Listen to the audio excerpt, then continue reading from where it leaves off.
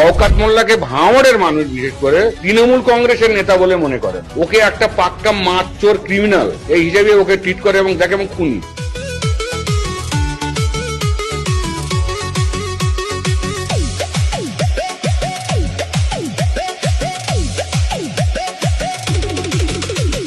তুই তো বোম মারিস আর বোম বাঁধিস, তোলাবাজির টাকা নিয়ে মধুর হাঁড়ি চেটে, ভোটে হেরে ধর্ণা দেবে কালীঘাটের গেটে।